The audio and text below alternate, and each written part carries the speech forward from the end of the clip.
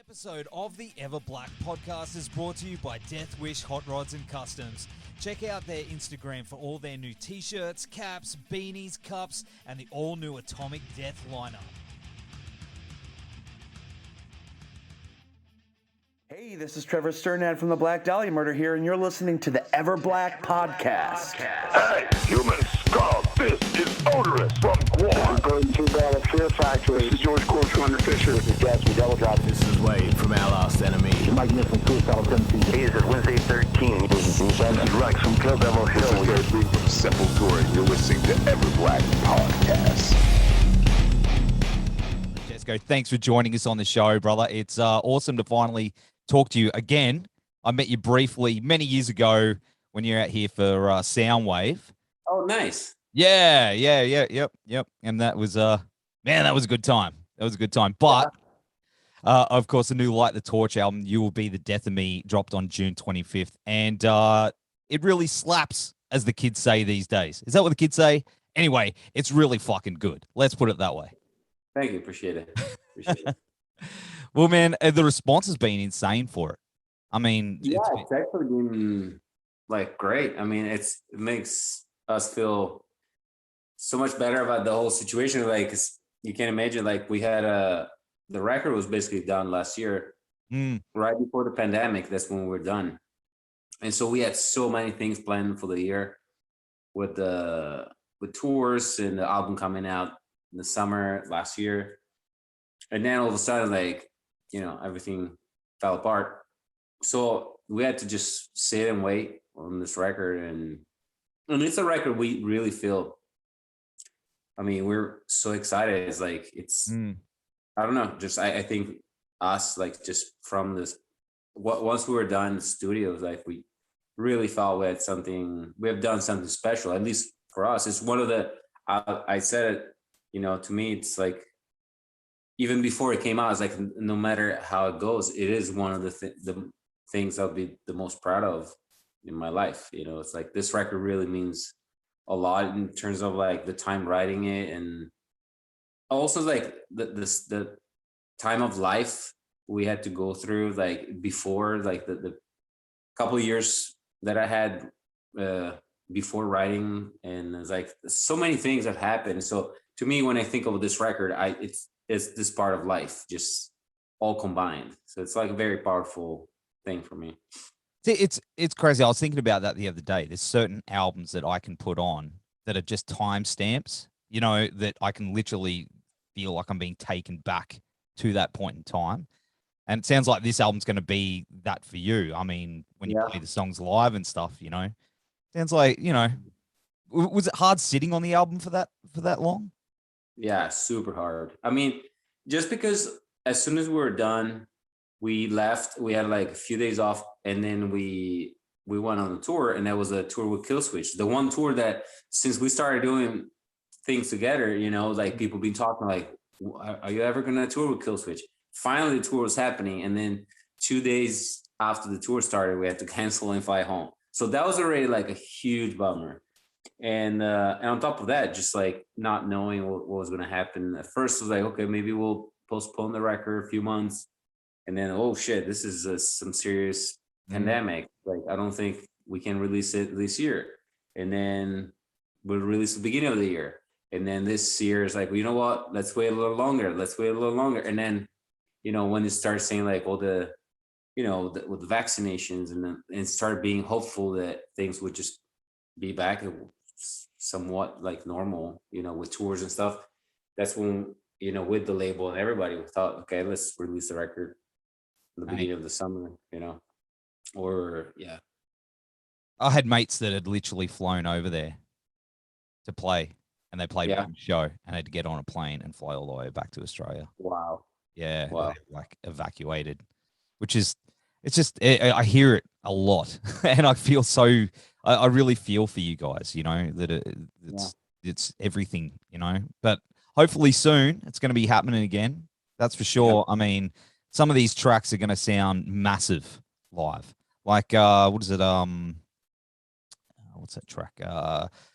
Let Me Fall Apart with that big gang chorus, or the big, the Mate, it sounds like you wrote that stuff for like a big arena.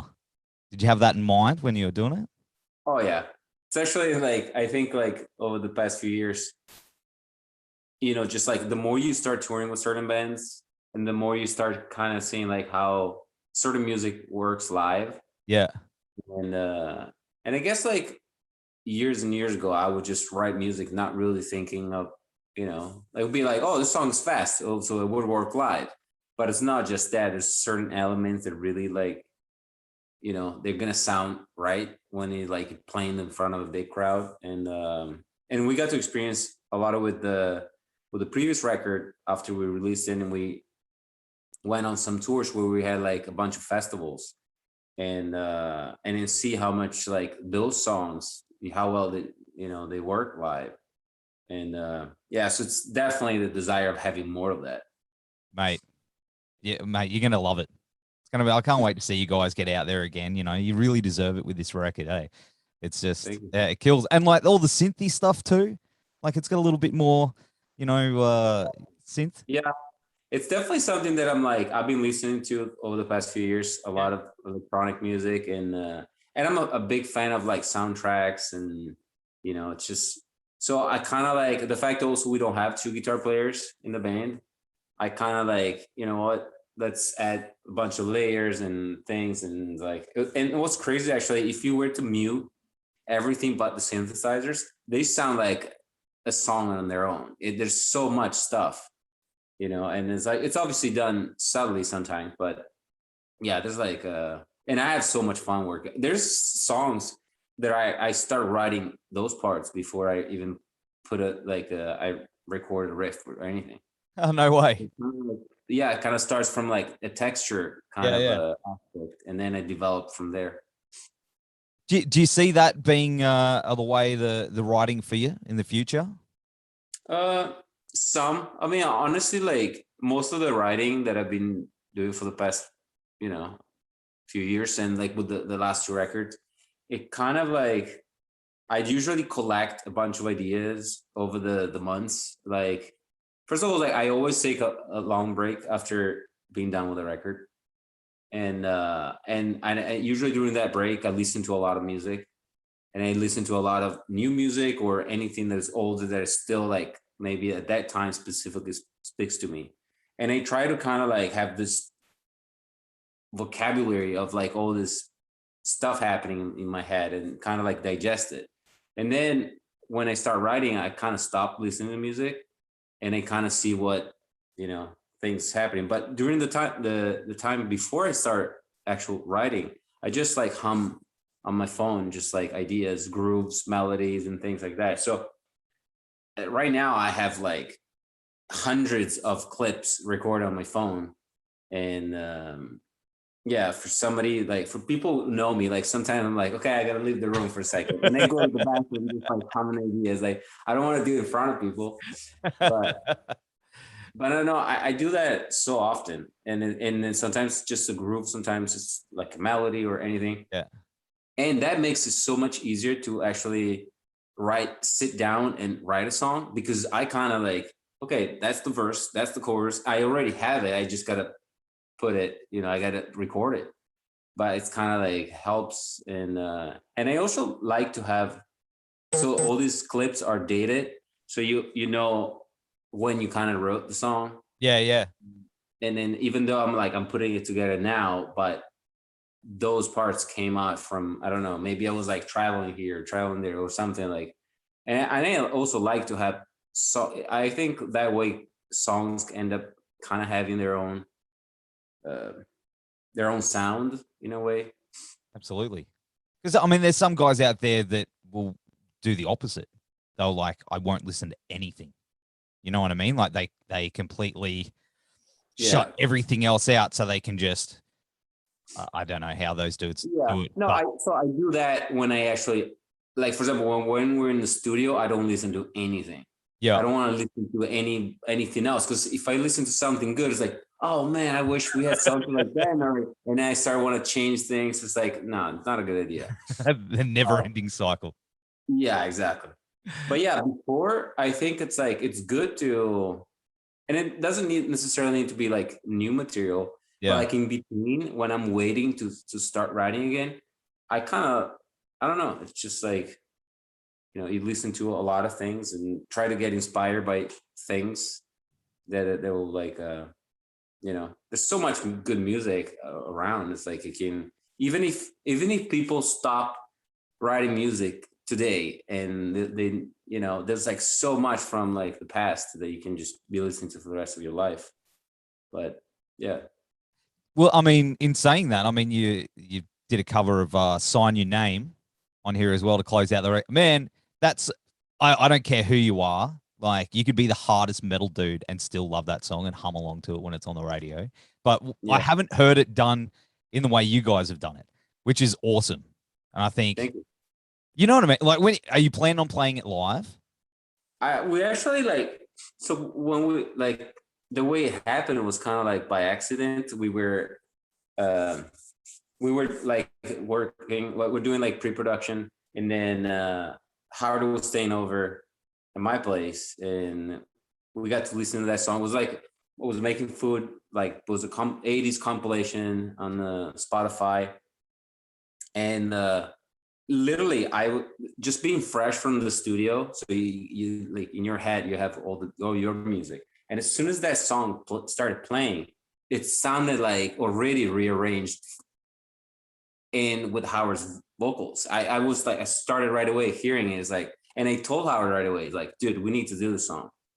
And then he told me, he's like, I love the song, but I mean, really, this song? It's like, well, let's give it a shot.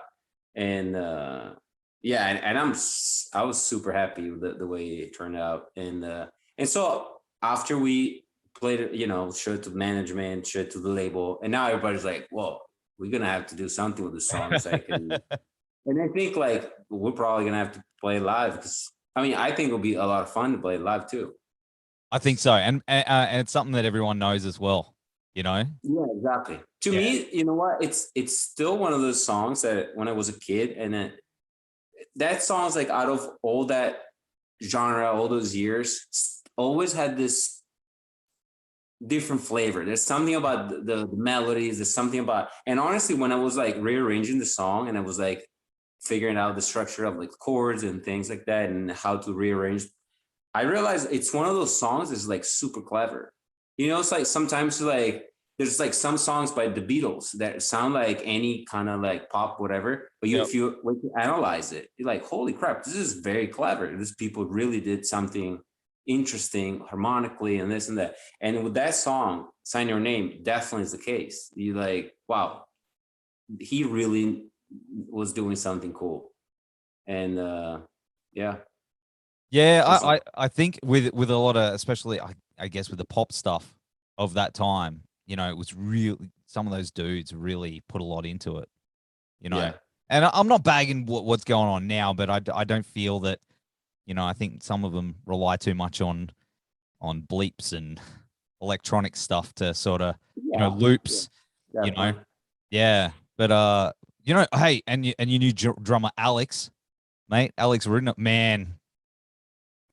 Sorry, give me a sec. It's very early here. I've got my morning voice. But yeah, man, you've got Alex behind the kit, and dude, he is such a beast. Oh, he is. With Whitechapel, it's mate. Like, how's it working with him? Did he record the album as well? Yeah, he recorded the album. So he's not like, I don't know. I mean, there's no statements, there's no things, but as you might know, he's Whitechapel's drummer, right? Yes. And so I would see him being Whitechapel's drummer in the future. So unfortunately, he's taken. But why not use a talent of that level to record? And so that was like the whole point. Is like, I was talking to him like for the past couple of years, even before before the pandemic, to see if he was available for playing live, right? Because I've been a fan of his playing for a long time. And then obviously he was always on tour doing things. He's like a super busy guy.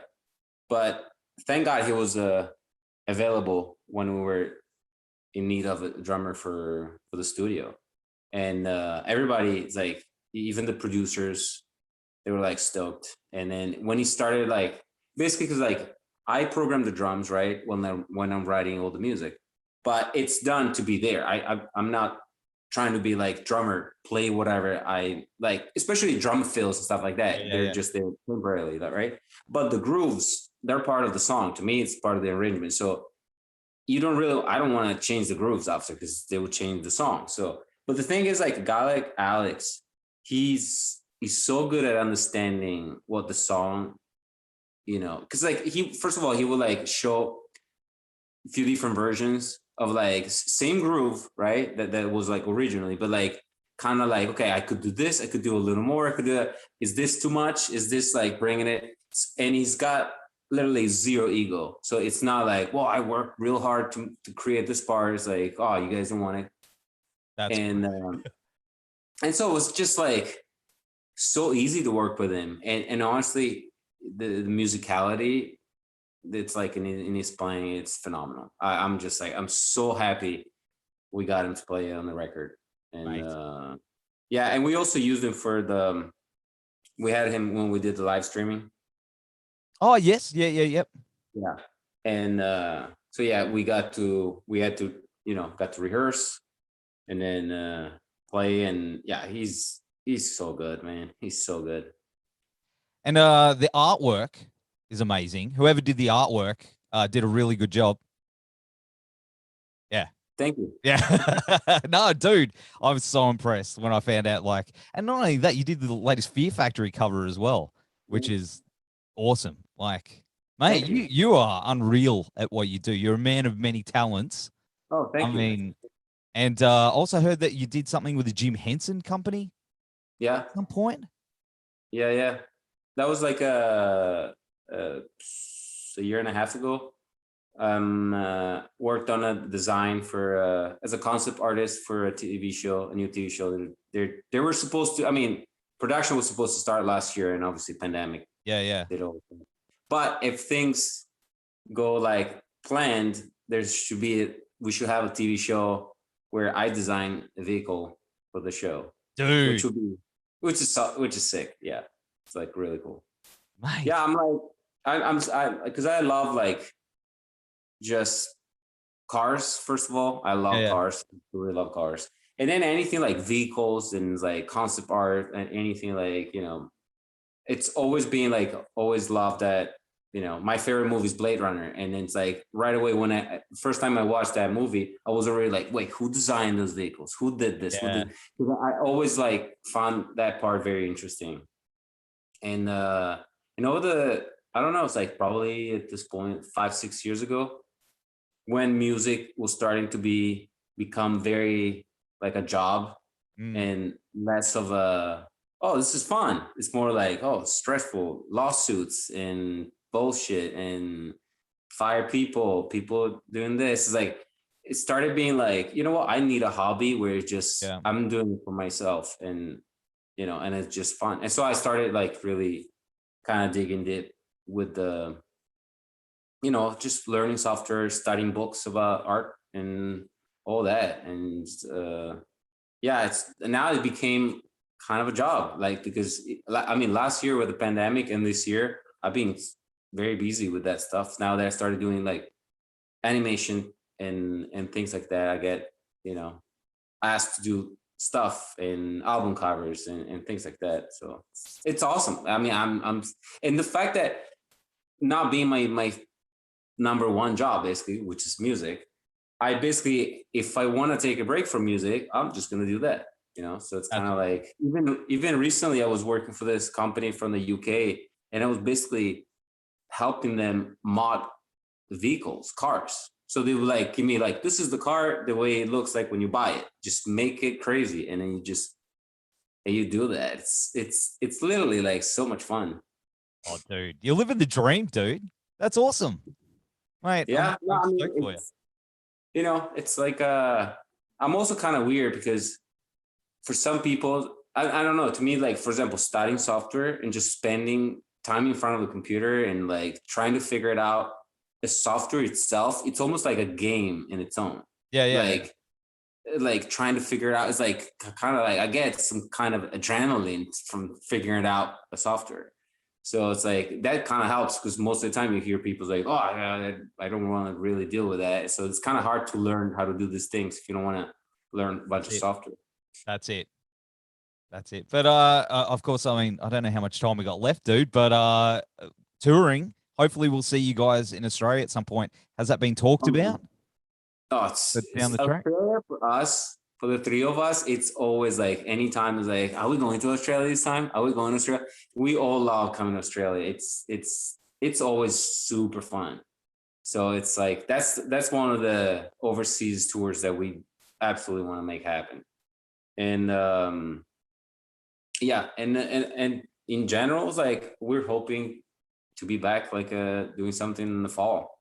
Awesome. You know, as of right now, we have some festivals booked for September and are open doors, so those should be pretty manageable.